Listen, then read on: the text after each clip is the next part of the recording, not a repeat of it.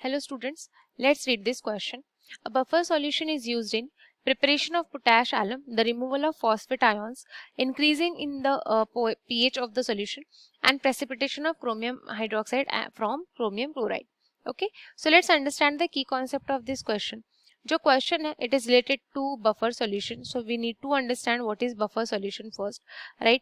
So जो buffer होता है, buffer solutions जो होते हैं students, वो होते हैं ऐसे solutions जो कि रेजिस्ट करते हैं drastic change in pH, okay, which resist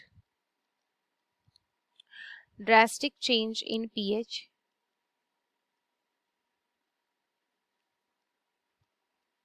okay, when small amount of strong acid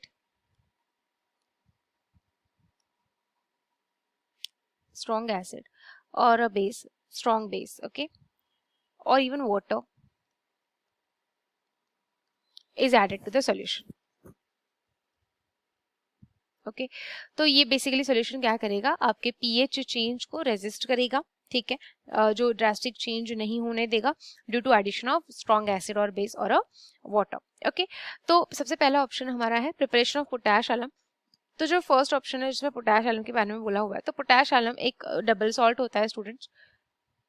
okay, and ये इस जैसे मैंने बोला कि डबल सॉल्ट होता है, तो ये खुद ही एक सॉल्ट है, ठीक है. तो बेसिकली इसके प्रिपरेशन में कोई भी बफर सॉल्यूशन यूज नहीं होता है, राइट. और अगर हम इसका स्ट्रक्चर देखें, मॉलिक्यूलर फॉर्मूला देखें रादर, तो वो होता है पोटेशियम एल्यूमिनियम सल्फेट इस तरीके से with 12 molecules of water. Okay, तो ये पोटैश एलम होता है एंड इसके प्रिपरेशन में हम बफर को यूज नहीं करते हैं. सेकंड है removal of PO4-3 ions, right. तो जिसमें क्या होता है, तो बेसिकली हम एक प्रोसेस पढ़ते हैं स्टूडेंट्स, मैं एक बार लिख लेती हूँ, रिमूवल ऑफ PO4-3 आयॉन्स के बारे में हमें बोलना है सेकंड ऑप्शन में. तो बेसिकली एक प्रोसेस होती है which is called as ion exchange chromatography. तो आयन एक्सचेंज क्रोमैटोग्राफी में क्या होता है, हम पढ़े हुए हैं कि there is a interaction between column resin, okay, column resin and PO4 ions, PO4-3 ions, ठीक है. अब ऑफ कोर्स हमें ये इंटरेक्शन नहीं चाहिए एंड दैट्स व्हाई हम PO4- को रिमूव करना चाहते हैं.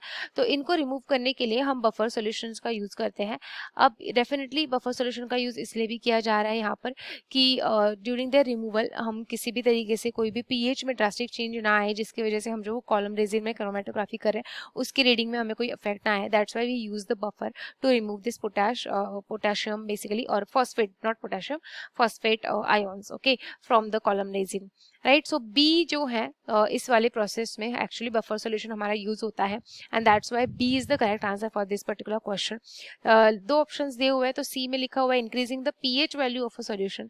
तो ऑफ कोर्स हमने देखा ऑलरेडी कि वो रेजिस्ट करता है एक्चुअली किसी भी ड्रास्टिक चेंज को पीएच के, ठीक है, मतलब पीएच को ज्यादा चेंज होने नहीं दे रहा है वो. तो ऑफ कोर्स तो वो पीएच की वैल्यू तो इंक्रीज नहीं करेगा सॉल्यूशन की, राइट, बिकॉज वो उसको रोक रहा है एक्चुअली कि वो नहीं बढ़े या नहीं कम हो, right. So that's why C is not the correct answer. D is written as precipitation of chromium hydroxide from chromium chloride. तो basically इसके लिए ना students we require solubility product जो कि question में नहीं दी हुई है and that's why ये भी आपका आंसर यहाँ पे नहीं होगा, right. So the correct answer of this question is B, that is removal of phosphate ions. Ion exchange chromatography में column resin से phosphate ions को remove करने के लिए हम इसका use करते हैं, that is of buffer solution. Okay students, so I hope it is clear to you. Thank you so much.